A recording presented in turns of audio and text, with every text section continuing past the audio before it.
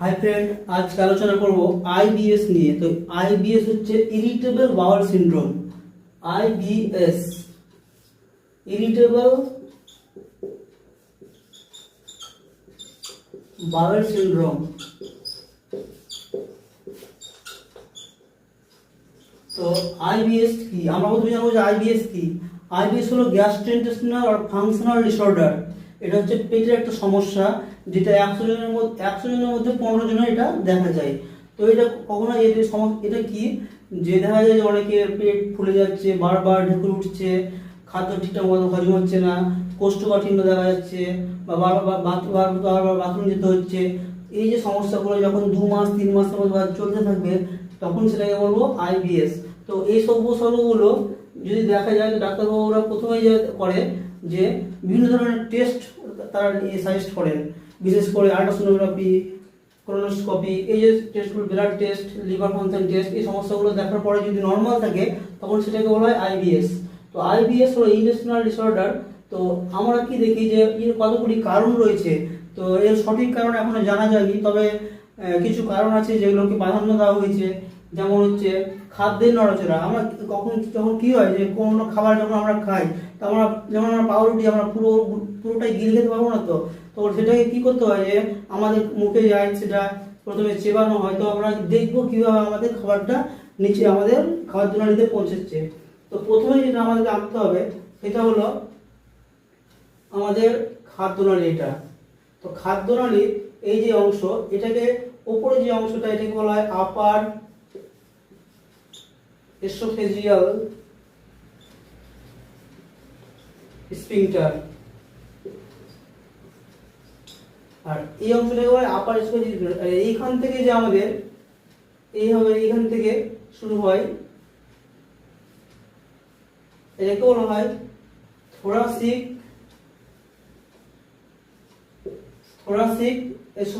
Oesophagus. আর তার ঠিক নিচে এই যে অংশটাকে বলা হয় আপার এসোফেগাস পার্ট। আর তার ঠিক নিচে এটাকে বলা হয়, এইটুকু বলা হয় মিডিল এসোফেগাস পার্ট। আর একবার নিচের দিকে এই অংশটাকে বলা হয় লোয়ার এসোফেজিয়াল স্ফিংটার। আমরা এখানে দুটো স্ফিংটার দেখতে পেলাম। একটা কি দেখতে পেলাম? আপার এসোফেজিয়াল স্ফিংটার মাসেল। একটা হচ্ছে লোয়ার এসোফেজিয়াল, যেটা একবার সর্বশেষ উপরে যেটা থাকে সেটাকে বলে আপার এসোফেজিয়াল স্ফিংটার মাসেল, আর এটাকে বলা হয় লোয়ার এসোফেজিয়াল স্ফিংটার মাসেল। আর এইখান থেকে চলে আসে এইভাবে আমাদের পাকস্থলী চলে আসে। আর এইটু যে পার্ট, এই পার্টটাকে বলা হয় কি অ্যাবডোমিনাল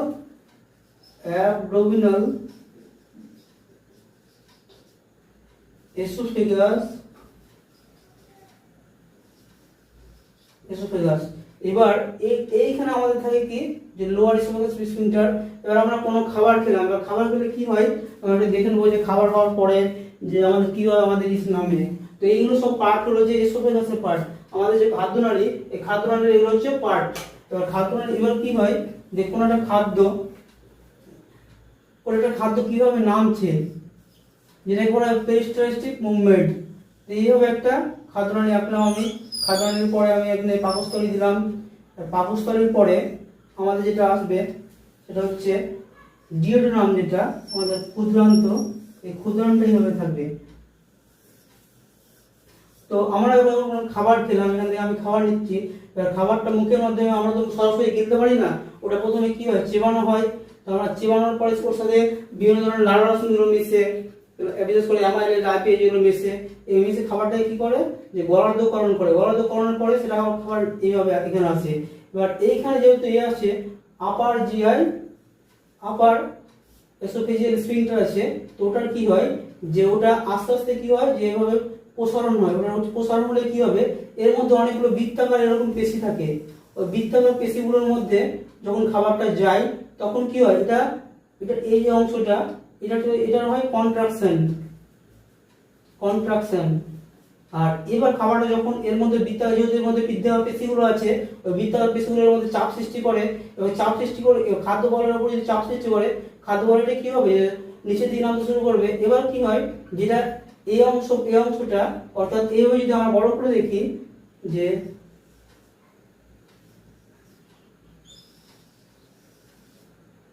বড় করে যদি দেখি, তো এই অংশে আমি খাবার আছে ধরে নিলাম। তো এবার এই অংশে খাবার থাকলে মানে কি, এখানটা যে কন্ট্রাকশন আছে, অর্থাৎ এখানে কন্ট্রাকশন, এই মাসেগুলো কন্ট্রাকশন আছে। এবার এই অংশটা রিল্যাক্সেশন অবস্থায় রিল্যাক্সে আছে। এবার খাবারটা যখন এইখানে চাপ পড়েছে, বৃত্তাকার পেশিগুলো এখানে চাপ পড়েছে, এখানে যে লুমেনটা আছে উপরের দিকে চাপ দিয়ে তখন এটা খাবারটা নিচের দিকে নেমে গেল।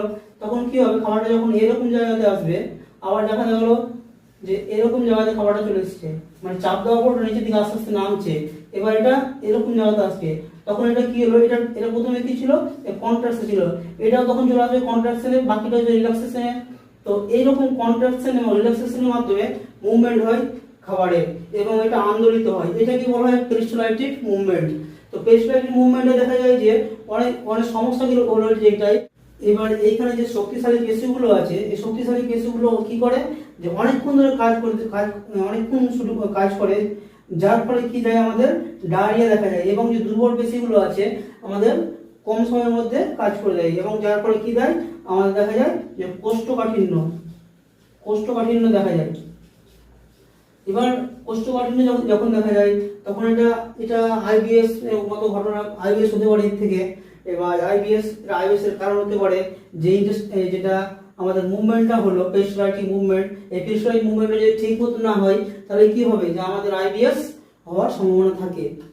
এবার যেটা হচ্ছে যে আমাদের এলইএস অর্থাৎ লোয়ার এসোফেগাল স্ফিংটার, আমাদের এই যে অংশটা, এই অংশটা হচ্ছে এলইএস, অর্থাৎ বাংলায় যেটা বলছে লোয়ার এসোফেজিয়াল স্ফিংটার, এটাকে বলছে লোয়ার এসোফেজিয়াল স্ফিংটার। তো এইটা কি হয়, যে খাবার যখন এইখান থেকে নেমে গেল, তখন কি হবে, এখানে তো HCl আছে, হাইড্রোক্লোরিক অ্যাসিড, তো খাবার তখন অ্যাসিডের সঙ্গে মিশে গেল। এবার কোনো কারণে এবার এটা কি হয়ে যায়, বন্ধ হয়ে যায়। কারণ বন্ধ হয়ে যায়, যে এবার এখান থেকে যদি কোনো অ্যাসিড ওপর দিকে না চলে যায়, ওপরের দিকে চলে গেলে কি হয়, আমাদের বুক জ্বালা করবে, ক্লাউড উঠবে, এই সমস্যাগুলো যদি না হয়, তার জন্য কি হয়, আমাদের লোয়ার এসোফেগাল স্ফিংটারটা এখান থেকে ন্যারো হয়ে যায়, অর্থাৎ আমাদের সংকুচিত হয়ে যায়। তো এটা হচ্ছে আমাদের লোয়ার এসোফেগাল স্ফিংটারের কাজ। তো যাই হোক, এখানে পর্যন্ত তো ঠিক মতো এটা গেল। এবার আমরা দেখব যে অন্ত্র এবং আমাদের যে অন্ত্র আছে, এই অন্ত্র এবং মস্তিষ্কের মধ্যে যে কার্যকারিতা, সেটা আমাদের নির্ভর করে কার উপর, যে সেরোটোনিন হরমোন এবং গ্যাস্ট্রিন হরমোনের উপর নির্ভর করে। তো আমাদের অন্ত্র যদি দেখি, তাহলে এইভাবে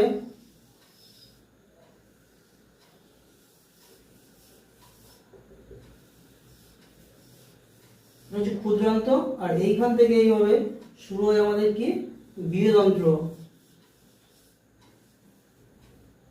এটা হচ্ছে বৃহদন্ত্র। তো আমাদের এটা এখানে কি হয়, যে আমাদের তো এখান থেকে এটাকে বলা হয় সেকেন্ড ব্রেন।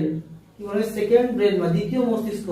কেন বলা হয়, যে আমাদের অন্ত্র, এটা হচ্ছে অন্ত্র এবং ব্রেনের মধ্যে একটা রিলেশন থাকে, যেটাকে বলা হয় গার্ড ব্রেন রিলেশন। তো এবার আমাদের যেহেতু গার্ড থেকে কি রিলিজ হচ্ছে, গার্ড থেকে হচ্ছে গ্যাস্ট্রিন হরমোন, আর যেটা অন্ত্র থেকে হচ্ছে সেরোটোনিন। এই যে সেরোটোনিন, এবার আমাদের কি হয়, এই সেরোটোনিনটা যদি কোনো অস্বাভাবিকতা দেখা যায়, যে আমাদের ব্রেনের কোনো অস্বাভাবিকতা দেখা গেলো, যে ব্রেনের কোনো অস্বাভাবিকতা দেখা গেলো, এবার এখানে থেকে পিটুইটারি গ্ল্যান্ড, আর তার ঠিক উপরে থ্যালামাস, হাইপোথ্যালামাস, এইভাবে থাকে। তো দেখা গেলো এদের মধ্যে যদি স্নায়ুতন্ত্রের কোনো সমস্যা দেখা গেল, তখন কি হবে, আমাদের যে সেরোটোনিনটা ঠিকমতো ক্ষরণ হবে না, সেরোটোনিন আর ডোপামিন ঠিকমতো ক্ষরণ হবে না। এই দুটোকে বলা হয় হ্যাপি হরমোন, যেটা আমাদের কি করে, যে সবসময় ফ্রেশ রাখতে সাহায্য করে। এবার আমাদের যদি মুড ঠিকঠাক না, এটা যদি ঠিকঠাক ক্ষরণ না হয়, তা আমাদের মুড কি হবে, স্যাড হয়ে পড়বে, স্যাড দেখা যাবে, যার ফলে আমাদের মানে খেতে ইচ্ছে করবে না বা খাবার খাওয়ার যদিও সেই সময় খেয়ে নিই, তাহলে আমাদের কি হবে যে একটা বিরক্তি বা অস্বস্তি সৃষ্টি হবে। সেই জন্য কি হয়, আমাদের বিভিন্ন ধরনের অ্যাংজাইটি চলে আসে, ডিপ্রেশন, চিন্তা, এই সব সমস্যাগুলো দেখা যায় আইবিএস এর জন্য। তো এই সমস্যাগুলো যখন হয়ে যায় তখন আমাদের কি হয় যে আমাদের এই যে অংশগুলো আমি একটু আগে বলেছিলাম যে দুর্বল পেশিগুলো যদি কোনো কারণে যদি স্নায়ুর বা ইন্টেস্টাইন অন্ত্রের কোনো অস্বাভাবিকতা দেখা যায়, তাহলে আমাদের গ্যাস্ট্রিন আর সেরোটোনিন ঠিক মতো ক্ষরণ হবে না, যার ফলে আমাদের কি হবে, আমাদের বিভিন্ন রকম সমস্যা দেখা যাবে। বিশেষ করে আমাদের পেটের মধ্যে ক্র্যাম্পিং হতে পারে, আবার ডায়রিয়া হতে পারে, কোষ্ঠকাঠিন্য হতে পারে, এই সমস্যাগুলো দেখা যাবে। আর যেটা কারণ হচ্ছে, ওই কারণটা হচ্ছে যে আমাদের ইনফেকশন যদি হয় কোনো কারণে আমাদের ইন্টেস্টাইনের মধ্যে, আমাদের ক্ষুদ্রান্ত যদি কোনো কারণে ইনফেকশন হয়, ক্ষুদ্রান্ত থেকে আমাদের যে অংশ ক্ষুদ্রান্ত বা লার্জিং স্টাইল, এই যে অংশগুলোতে যদি কোনো ইনফেকশন হয়ে যায়, ইনফেকশন বলতে দেখো এখানে দুই ধরনের ব্যাকটেরিয়া থাকে, এটা বলা হয় ব্যাড ব্যাকটেরিয়া, একটা হচ্ছে গুড ব্যাকটেরিয়া। ব্যাকটেরিয়া যে আমাদের শুধুমাত্র ক্ষতি করে তা নয়, আমাদের অনেক কিছু সাহায্য করে থাকে।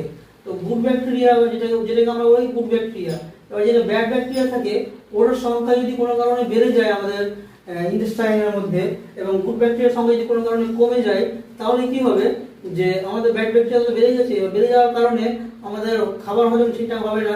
এবার খাবার হজম ঠিকঠাক না হলে কি হবে যে আমাদের খাবারের সঙ্গে সেলেমা বা মিউকাস যেটা আছে, ওই মিউকাসটা পায়খানা বাথরুমের সঙ্গে আমার চলে আসবে, পায়খানার সাথে মলের সাথে সেলেমা নির্গত হবে। এটা একটা সমস্যা, এই কারণে আমাদের আইবিএস হতে পারে। আর যেটা হচ্ছে যে খাদ্য অ্যালার্জি যেটা আছে বা ফুড অ্যালার্জি, আমরা যদি ফুড অ্যালার্জি দেখি, তো ফুড অ্যালার্জি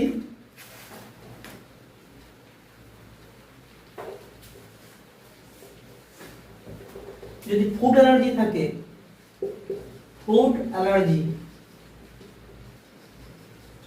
তো অনেক খাবার আছে যেগুলো আমাদের কি হয় যে অ্যালার্জি সৃষ্টি করে।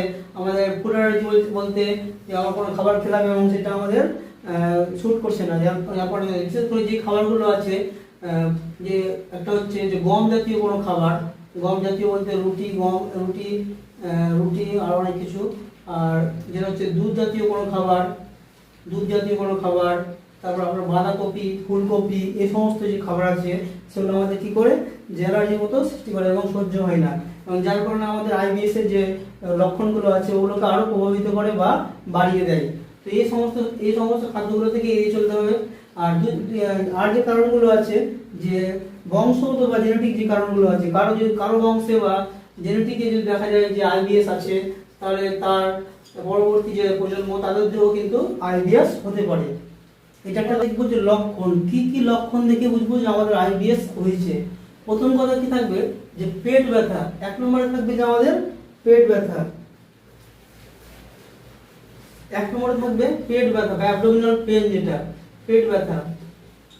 তো এই পেট ব্যথাটা কিরকম হবে যে অনেকের দেখা যায় না পেট ব্যথা, অনেকের পেট ব্যথা দেখাও যেতে পারে। তো পেট ব্যথাটা তখনই হবে যখন হয়তো খাবার খেলাম, খাবার খাওয়ার পরে কিছুটা হজম হয়ে যাওয়ার পরে বাথরুম দিয়েছে, বাথরুম পাওয়ার আগে হয়তো পেট ব্যথা হলো এবং বাথরুম পাওয়ার পরে সেই ব্যথাটা উপশম হয়ে গেল, এরকম পেট ব্যথা হতে পারে। দুই নম্বর কি হবে যে বমি ভাব, অনেকের ক্ষেত্রে কি হয় যে বমি ভাব নিয়ে ওটা সিমটমটা দেখা যেতে পারে, বমি ভাব। তিন নম্বর হচ্ছে যে পেট ফুলে যাওয়া, তো পেট ফুলে যাওয়াটা একটু আগে বললাম যে পেট ফুলে যাওয়ার কারণ কি, যে পেট ঠিকমতো আমার খাওয়ার পরে যদি আমাদের যে পেরিস্টালটিক মুভমেন্ট যদি ঠিক মতো না হয়, তাহলে আমাদের কি হবে যে আমাদের পেট ফুলে যাবে, এবং পেট ফুলে গিয়ে কি হবে, অস্বস্তি হবে, শ্বাসকষ্ট হতে পারে। তো আইবিএস থেকে কখনো কখনো শ্বাসকষ্ট হতে পারে। তো এই পেট ফুলে যাওয়ার একটা প্রবলেম। একটা হচ্ছে 4 নম্বর হচ্ছে যে কনস্টিপেশন বা কোষ্ঠকাঠিন্য। অনেকের ক্ষেত্রে দেখা যায় যে বারবার মলত্যাগ হচ্ছে, তাদেরকে ডায়রিয়া বলা হয়। আবার কারো দেখা যায় যে মলত্যাগ একদিন দুদিন পর হচ্ছে, তো সেক্ষেত্রে কি হয়, যেটাকে বলা হয় কোষ্ঠকাঠিন্য। আর একটা হচ্ছে ডায়রিয়া। তো আমাদের নর্মালি যেটা ডায়রিয়া দেখা যায় সেটাতে কি হয় যে ওজন কমে যায়, আবার অনেক ধরনের ডিহাইড্রেশনের সমস্যা থাকতে পারে। কিন্তু এরকম ডায়রিয়া দেখা যায় যে আইবিএস আছে কিন্তু ডায়রিয়া 2-3 বার বাথরুম হওয়ার পর হচ্ছে, তখন কিন্তু সেক্ষেত্রে ওজন কমে না। 4-5-6 নম্বর কি, যে মলের সাথে সিলিম বা মিউকাস। তো এটা আমাশয়ের মতো, অনেকেই বলে যে পুরনো আমাশয়, সেক্ষেত্রে পুরনো আমাশয়ের মতো ঠিক না, এটা হচ্ছে মলের সঙ্গে মিউকাস। এটা আমাদের কি হয় যে কখনো কখনো দেখা যায় যে মলের সাথে মিউকাস হচ্ছে, এটা আইবিএস যখন ওভারল্যাপ করে তখন কিন্তু মলের সাথে মলের সাথে মিউকাস দেখা যায়। এটা এই সমস্ত লক্ষণগুলো দেখা গেলে বুঝতে পারবো যে আমাদের আইবিএস আছে, এবং সেটা যদি কয়েক মাস ধরে দীর্ঘস্থায়ী হয় তাহলে যেটা কনফার্ম হয়ে যাবে এটা আইবিএস। তো এটা হলো আইবিএস এর লক্ষণ। এবার যদি আমরা দেখি যে আইবিএস এর কি কত প্রকারের হয়, আইবিএস আমরা যদি দেখি আমাদের আইবিএস হচ্ছে 3 প্রকারের হয়ে থাকে। একটাকে বলা হয় কি যে আইবিএস সি, অর্থাৎ সি কত অর্থ হলো কনস্টিপেশন মানে হচ্ছে কোষ্ঠকাঠিন্য, অর্থাৎ 1-2 দিন পর কোষ্ঠকাঠিন্য, 1-2 দিন পর বাথরুম হচ্ছে বা ঠিকমতো হচ্ছে না, হওয়ার পর মনে হচ্ছে যে কিছু একটা থেকে যাচ্ছে, পেট শক্ত হয়ে যাচ্ছে চারিদিকে, কখনো কখনো গুটি বা বাথরুম হচ্ছে, এই সমস্ত যে লক্ষণগুলো যায় সেটাকে বলা হয় আইবিএস সি। মানে ঠিকমতো ক্লিয়ার হবে না, এবং যদিও ক্লিয়ার হয় তো মনে হবে যে কিছু একটা থেকে যাচ্ছে পেটের মধ্যে, এবং গুটির মতো হবে, যেরকম ছাগলের হয় সেরকম গুটির মতো দেখা যাবে, বা মানে মনের সাথে রক্ত দিতে পারে, যেটাকে হেমোরয়েড বলা হয়। আবার দেখা যেতে পারে যে মনের সাথে মিউকাস যাচ্ছে, তখন সেটাকে বলবো যে আইবিএস সি। আর হচ্ছে আইবিএস ডি। তো আইবিএস ডি কথাটা হচ্ছে ডায়রিয়া। এখানে কি হবে যে বারবার মল ত্যাগ হবে। এবার আমি দিনে 2-3 বার ঠিক আছে, এবার দেখা গেল যে খাবার খেলাম এবং আমার বাথরুম পেয়ে গেছে, এরকম যদি সমস্যা হয় তাহলে কি হবে যে একটা মানুষের সোশ্যাল ফোবিয়া দেখা যায়, যে মানে সমাজের মনে হবে যে সবার থেকে আলাদা আমি, মানে এমন মনে হবে যে আমার একটা বড় রোগ হয়ে গেছে, কিন্তু এরকম কিছুই না। আইবিএসডিটা এই ডায়রিয়াটা যদি বাসে করে কোথায় যাচ্ছি হঠাৎ করে বাথরুম পেয়ে গেছে, তো এইরকম যে সমস্যাগুলো তখন আমাদের কি হবে, মনে ডিপ্রেসড, মানে কি হলো, আমাদের অ্যাংজাইটি চলে আসছে মনের মধ্যে একটা, যে কি হলো হঠাৎ করে এরকম সমস্যা হচ্ছে, বারবার মনে হবে যে বড় রোগ হয়েছে। এই যে সমস্যাগুলো আইবিএস ডি এর মধ্যে পড়ে এগুলো। আর একটা হচ্ছে যে বোধ, অর্থাৎ আইবিএস এম। এক্ষেত্রে কি হবে যে দেখা গেল যে বাথরুমে গিয়ে যে প্রথমে কনস্টিপেশন হলো, অর্থাৎ কোষ্ঠকাঠিন্য হলো, শক্তম হলো, তারপরে দেখা গেল যে আবার কি হয় যে লুজ মোশন, মানে বারবার বাথরুমে তরল হচ্ছে, তো তখন সেটাকে বলবো আইবিএস এম। তো এই আইবিএস এর যে 3টে ভাগ হলো, আইবিএস সি মানে কনস্টিপেশন, আইবিএস ডি মানে ডায়রিয়া, আইবিএস এম মানে দুটো মিলে, তো এই সমস্ত টাইপ হয়। এগুলো হচ্ছে প্রকারভেদ আইবিএস এর। এবার আমরা দেখবো যে আইবিএস এর ডায়াগনোসিস কিভাবে করে। তো ডায়াগনোসিস যেটা আছে, প্রথমে যেটা থাকবে যে আইবিএস এর যে মলটা থাকছে, অর্থাৎ স্টুল টেস্ট। তো স্টুলের মধ্যে কোনো রকম যে ব্যাকটেরিয়া বা কোনো রকম প্রোটোজোয়া এর মধ্যে আছে কিনা সেটা দেখবে। 2 নম্বর কি থাকবে যে ব্রিথ টেস্ট, এটা হাইড্রোজেন ব্রিথ টেস্ট হতে পারে, মিথেন ব্রিথ টেস্ট হতে পারে, বা শ্বাস প্রশ্বাসে দেখবে যে মিথেনিক ব্যাকটেরিয়া বা হাইড্রোজেনিক ব্যাকটেরিয়া কোনো আছে কিনা। যদি ব্যাড ব্যাকটেরিয়ার সংখ্যা প্রচুর পরিমাণে বেড়ে যায়, তো আমাদের শ্বাস প্রশ্বাসে কি থাকবে যে হাইড্রোজেনিক যে ব্যাকটেরিয়াগুলো আছে এবং মিথেনিক যে ব্যাকটেরিয়াগুলো আছে, ব্যাড ব্যাকটেরিয়াগুলো বা হাইড্রোজেনের গ্যাসটা যে আছে, ওই গ্যাসটা বেশি পরিমাণে দেখা যাবে।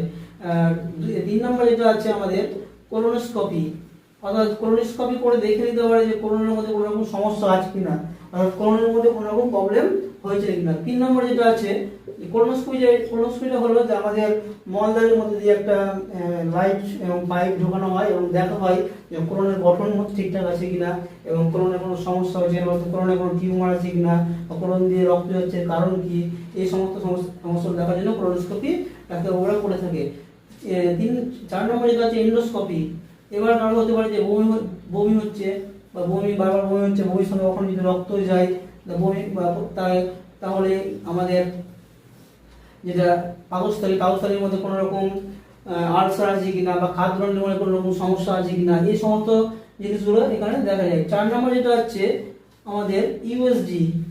ইউএসজি কি আল্ট্রাসোনোগ্রাফি, অর্থাৎ আল্ট্রাসোনোগ্রাফি করে এখানে যে লিভার থাকে, লিভার ঠিক আছে কিনা, লিভারের কোনো সাইজে বড় হয়ে যায়নি তো, হাইপোটেনশন দেখা যায়নি তো, এরকম কোনো সমস্যা, গল ব্লাডার আছে ঠিক আছে কিনা, আমাদের কিডনির যে আমাদের যে দুটো কিডনি থাকে ওই কিডনির কোনো সমস্যা হয়েছে কিনা, সেটা দেখতে পাওয়া যায়। আমাদের ইউরেটার, কিডনি, গবেনি, এই সমস্ত সমস্যাগুলো স্টোন আছে কিনা সেই সমস্যাগুলো এখানে পাওয়া যায় যে ইউএসজির মাধ্যমে। আর কি করা হয় যে কিছু ব্লাড টেস্ট আছে, বিশেষ করে এলএফটি হচ্ছে লিভার ফাংশন টেস্ট। এর মধ্যে যে এসজিপিটি আর এসজিওটি নর্মাল আছে কিনা ওটা দেখা হয়। থাইরয়েড টেস্ট করা যেতে পারে। এই সমস্ত টেস্টগুলো ডাক্তার ভর্তি দেয়। তারপর যদি নর্মাল থাকে তাহলে সেটাকে আইবিএস বলা হয়। তো এই টেস্টগুলোর মাধ্যমে একটা কনফার্ম হয়ে থাকে। এবার আমরা দেখবো যে কিভাবে আইবিএস হওয়ার পরে কিভাবে এটাকে আমরা কন্ট্রোল বা নিয়ন্ত্রণ করবো। এটা তো পুরোপুরি সারা যায় না, তবে এটাকে ম্যানেজ করে আমাদের জীবনযাত্রা অনেকদিন জীবনযাত্রা স্বাভাবিক করা যায়। বিশেষ করে যে সমস্ত খাবারে আমার অ্যালার্জি আছে আমরা সেটা ডায়েরিতে লিপিবদ্ধ করতে পারি। যেমন হচ্ছে ব্রোকলি, বাঁধাকপি, ফুলকপি, এই সমস্ত যে খাবার আছে ওগুলোতে অ্যালার্জি থাকলে ওগুলোকে খাবার থেকে বাদ দিয়ে দেবো। এবং যেগুলোতে হাই প্রোটিন আছে সেই সমস্ত খাবারগুলোকে আমাদের বাদ দিয়ে দেবো। এবং লো ফিডব্যাক আমরা দেখবো। লো ফিডব্যাক বলতে যে সমস্ত খাবারে প্রচুর পরিমাণে ফাইবার আছে, যেসব ফাইবার বলতে আমাদের ফাইবার এমন একটা জিনিস যেটা কি করে আমাদের মলকে এবং আমাদের যে মলকে সেটা নরম করে দেয় এবং জলটা বেশি পরিমাণে অ্যাবজর্ব করতে পারে। তো হাই ফাইবারগুলো আমাদেরকে নিতে হবে। আর যদি কারো থাকে যে স্ট্রেস থেকে হচ্ছে, আবার অনেক স্ট্রেস থেকে হয়ে যায় যে সমস্যাগুলো, যে স্ট্রেসের সময় অনেক চিন্তা ভাবনা করছে, তখন কি হবে যে আমাদের ঘুম হচ্ছে না এবং বাথরুম হচ্ছে না, পেট ফোলা, এই সমস্ত সমস্যাগুলো হয়ে যায়। তখন স্ট্রেস কন্ট্রোল করার জন্য আমাদের ডাক্তারবাবুরা কি করে যে অ্যান্টি ডিপ্রেসেন্ট মেডিসিনগুলো দেয়। ডায়রিয়া হলে কি যায় ডায়রিয়া হলে অ্যান্টি ডায়রিয়া দিবে। কোষ্ঠকাঠিন্য হলে বিভিন্ন ধরনের জোলাপ ইউজ করতে পারে। ওই যেগুলো রাত করে ঘুমানোর সময় এক চামচ খেলো, ওই সমস্ত ইউজ করে এগুলো কন্ট্রোল করা যায়। হজমের কিছু সমস্যা হলে হজমের ওষুধ দিতে পারে। তো এইভাবে আইবিএস কে নিয়ন্ত্রণ করা যায়। আর দুধ, কয়েকটা খাবার আছে, দুধ, গম জাতীয়, বিশেষ করে ডাল পুরি, তারপরে রুটি, এই সমস্ত খাবার থেকে দূরে থাকতে হবে।